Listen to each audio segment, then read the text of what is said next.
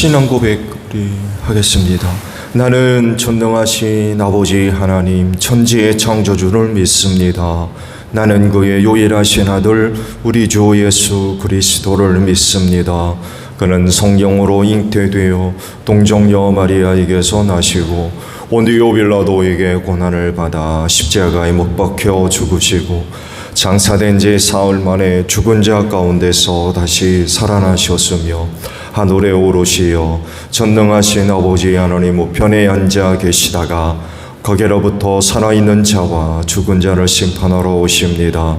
나는 성령을 믿으며 거룩한 공교회와 성도의 교제와 죄를 용서받는 것과 몸의 부활과 영생을 믿습니다. 아멘. 찬송가 150장입니다.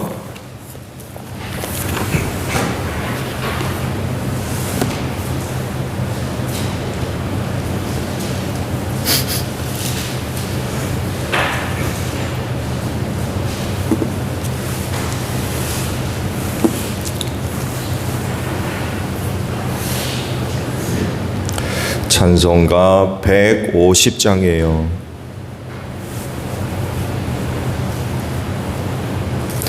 갈보리 산 위에 십자가 섰으니 주가 고난을 당한 뼈라.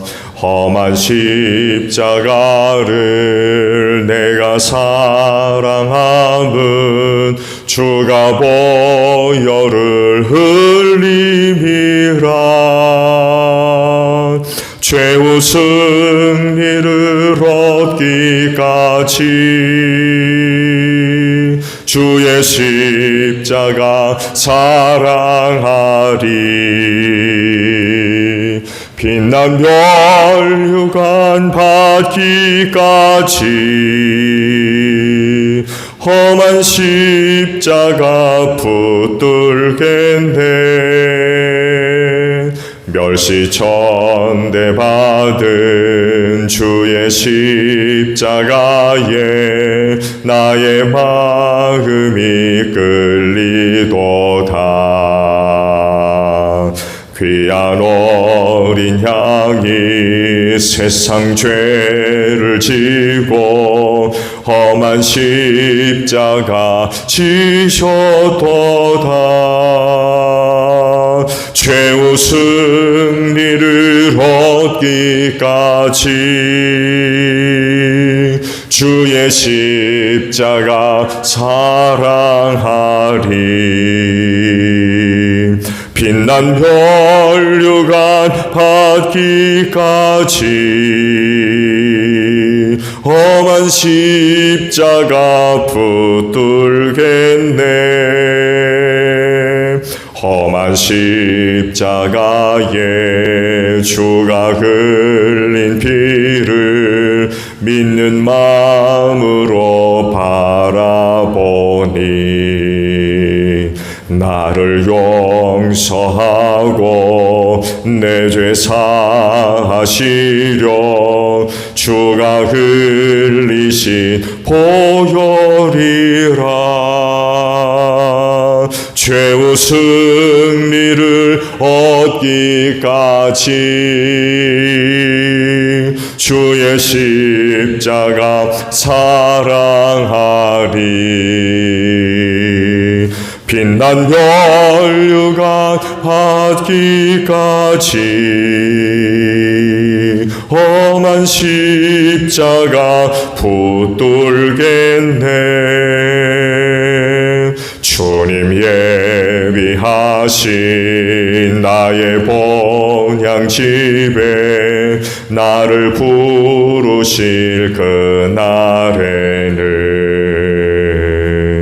영광 중에 계신 우리 주와 함께 내가 죽도록 충성하리. 최후 승리를 얻기까지 주의 십자가 사랑하리. 빛난 난 면류관 받기까지 험한 십자가 붙들겠네.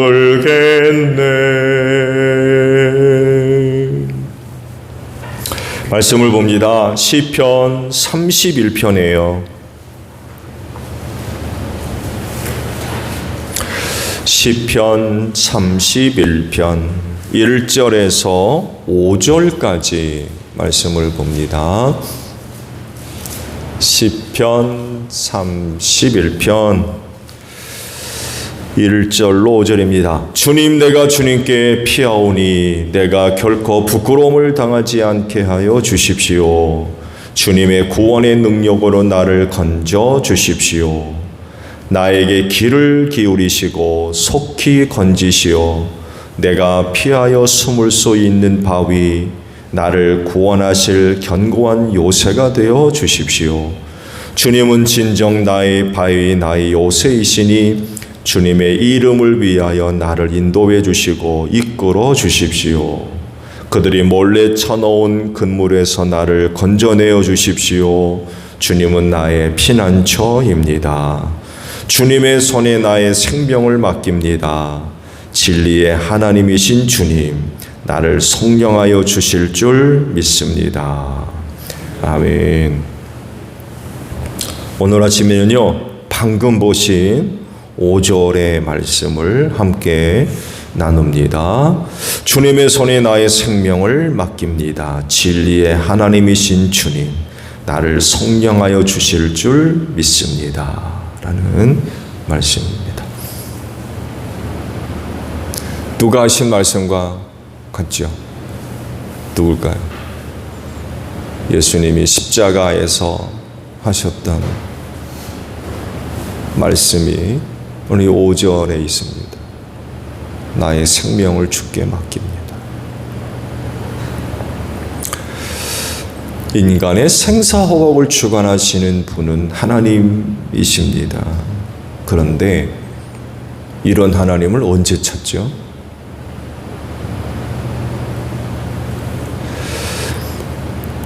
가장 큰 위기 가운데, 가장 큰 어려움 가운데 이런 하나님을 찾지 않을까 합니다. 한계 상황이죠. 더 이상 내가 갖고 있는 것으로 어떻게 할 수 없는 그런 상황. 안 그런가요?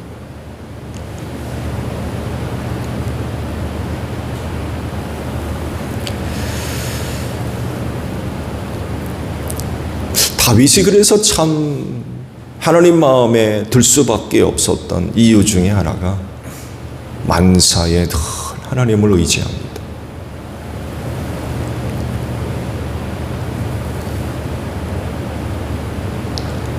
전쟁의 사람이라고 하는데 전쟁을 앞두고 어떻게 할까요? 어디로 갈까요? 여러분, 다윗이 무능력했기 때문이 아니었어요. 그건 탁월한 전사였습니다.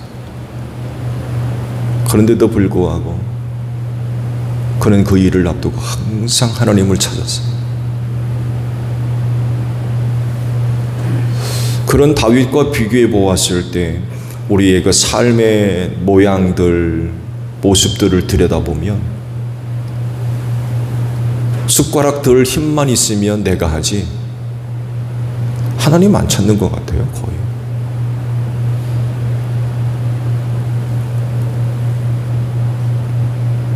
내가 할 수 있으니까, 내 힘 갖고 할 수 있으니까, 내가 갖고 있는 지식, 정보,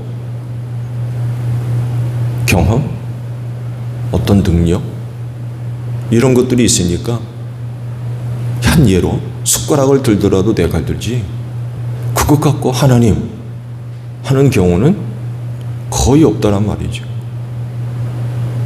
그 인간의 생사화복을 주관하시는 분은 하나님이라고 우리는 믿는데 그런 하나님을 우리가 언제 찾느냐라고 할 때 손에 힘이 있는 동안은 거의 안 찾는 것 같아요. 그 능력밖에 곧 내가 어떻게 할 수 없는 그런 그 상황이 아닌 이상은 거의 하나님을 찾는 경우들이 적은 것 같아요. 대표적인 게 죽음입니다. 이건 우리가 어떻게 할 수 없죠. 이건 정말 우리가 갖고 있는 능력 한계밖이죠. 죽음 앞에 모든 사람들은 다 평등하다고 했는데 누구도 이 죽음을 피할 수 없습니다. 건너뛸 수 없고요. 정한 때가 되면 이건 뭐 순서만 다를 뿐이지 다 죽을 수밖에 없어요. 이 죽음을 앞두고 우리가 할 수 있는 일이 뭔가요? 사실은 뭐 아무것도 없습니다. 왜냐하면 그 무엇으로도 이 죽음을 피할 수 없고 모른 척할 수 없고 외면할 수 없기 때문입니다. 혹 무엇을 할 수 있다고 하면 그거 하려고 할 겁니다. 죽기 좋아할 사람이 어디 있습니까? 그 죽음을 잊어버릴 수 있는 뭔가 있다고 한다면 그거 아마 하려고 대들을 거예요. 실제로 많은 사람이 죽음으로부터 멀리 떨어져 있으려고 많은 노력들을 하죠. 이렇게도 해보고 저렇게도 해보고 그렇지만 결국은 죽음을 맞이할 수밖에 없죠. 그래서 많은 사람들이 절망합니다. 어떻게 할 수 없으니까. 그런데 그리스도인은 달라요. 죽음을 대하고 죽음을 바라보는 눈이 다릅니다. 왜냐하면 하나님이 계시기 때문에 죽음의 문제를 맡기고 삽니다. 주님의 손에 내 생명을 맡기고 삽니다. 좋은 예를 에스더가 보여주죠. 임금이 부르지 않았는데 임금이 있는 안뜰로 들어가는 사람은 모두 다 사형으로 다스리도록 법제화되어 있었죠. 근데 왕이 에스더를 부르지 않은 지 30일이나 되었다고 그래요.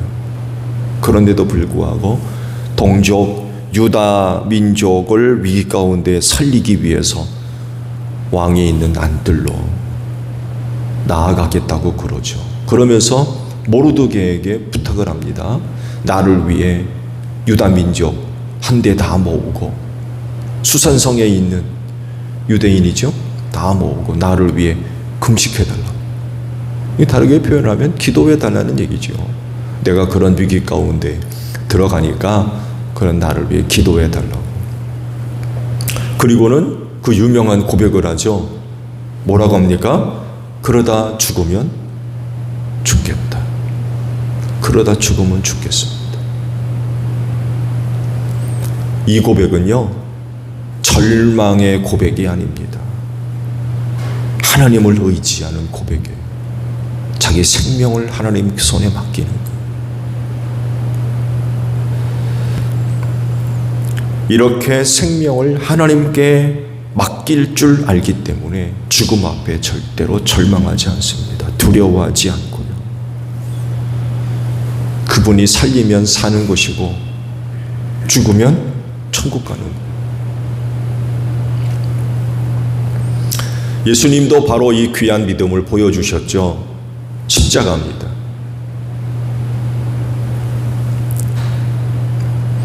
믿음의 창시자로서 죽음 앞에 그분의 믿음이 어떤지를 그대로 보여주셨습니다. 그건 다른 것이 아니라 자기 목숨을 하나님께 맡기셨어요.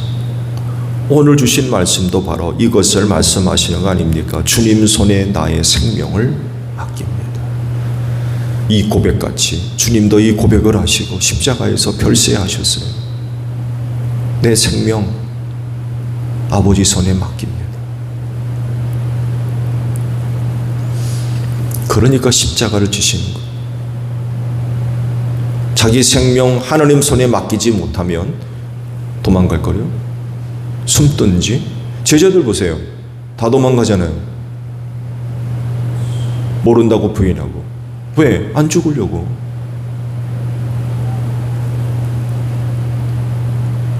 안 죽으려고 그러는 거예요.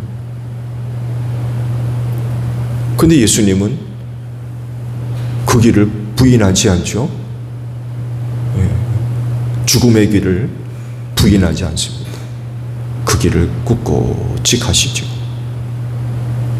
왜냐하면 자기 생명을 하나님 손에 맡겼기 때문에 그래요. 이런 믿음을 갖고 있으니까 십자가를 지시는 거죠. 구약의 믿음의 조상이라고 불리우는 아브라함도 이런 모습을 보여주죠. 모리아 산에서 아들 이삭을 제물로 드리려 했던 그 모습도 바로 이겁니다. 자기 목숨은 아니지만 아들의 목숨을 하나님 손에 맡기는 거예요. 히브리서 기자는요, 아브라함의 이때의 믿음을 이렇게 설명을 하고 있잖아요. 하나님께서 아들을 죽음 가운데서 살리실 줄로 믿었대요.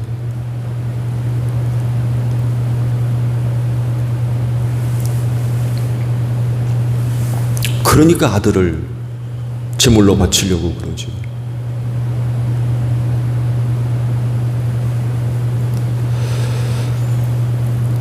그러므로 그리스도인은 누구보다도 자기 생명을 하나님께 맡기고 사는 그런 사람들이 되어야 되는 줄로 믿습니다. 그래야 그리스도인으로서 가야 할 길, 해야 할 일들을 감당할 수 있어요. 여러분, 우리 목숨을, 생명을 하나님께 맡기지 못하면 이 길 못 갑니다. 이 길 떠나려고 그럴 거요.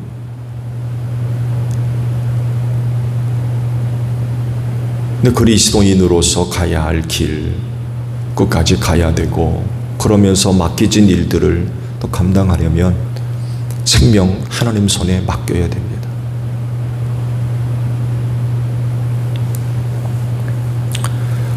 오늘 주신 말씀 5절을 보게 되면 다윗은 두 가지를 언급했죠. 하나는 자기 생명이고 다른 하나는 자기 속량입니다.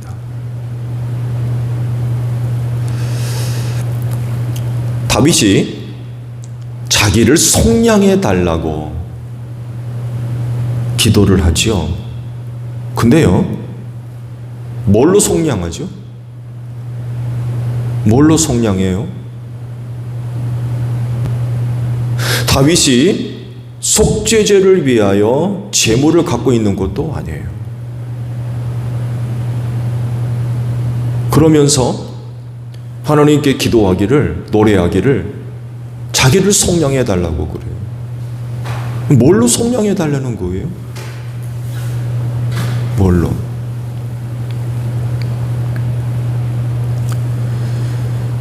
이 고백 속에서 대단히 중요한 것을 발견을 합니다. 여러분, 속량이라고 하는 것은 죄인을 대신해서 형벌을 받는 것을 의미합니다. 죄를 대신해서 형벌을 받아 죄를 없애는 것.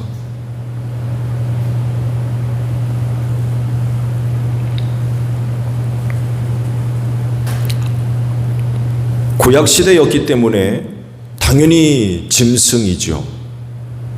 그렇죠? 짐승을 잡아 속죄 제물로 드려졌잖아요. 그렇게 함으로써 그 사람의 죄가 속량받는.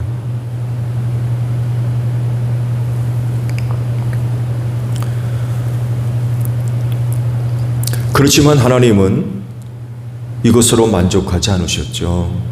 왜냐하면 짐승의 피로는 완전한 속량이 이루어지지 않기 때문입니다. 그래서 선택하신 방법이 바로 독생하신 아들 예수 그리스도이시죠. 예수님을 속량할 수 있는 제물로 사용하셨어요. 그게 십자가입니다. 예수께서 죄인을 대신해서 십자가에서 별세하심으로 말미암아 모든 사람을 속량하셨어요.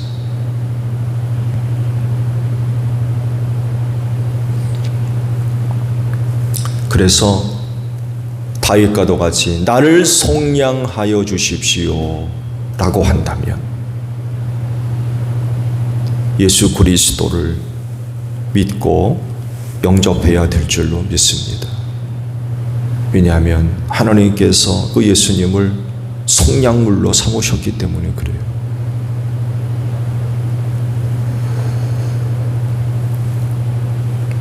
그렇진데 오늘 주신 말씀과도 같이 여러분의 생명 하나님 손에 맡기는 분들 되시기를 바랍니다. 십자가에 달리신 예수를 믿음으로써 속량받은 사람이라고 하는 믿음을 갖고 사시기를 바랍니다. 다윗은 바로 이 두 가지 은혜를 하나님께 구하고 있어요. 그만큼 두 가지 이 문제가 다윗에게 있어서는 중요했다는 거죠. 그는 일찍부터 이 문제를 알고 있었어요.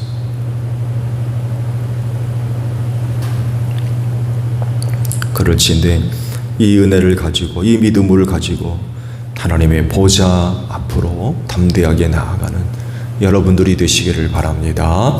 주기도문 합니다. 하늘에 계신 우리 아버지, 아버지의 이름을 거룩하게 하시며 아버지의 나라가 오게 하시며 아버지의 뜻이 하늘에서와 같이 땅에서도 이루어지게 하소서.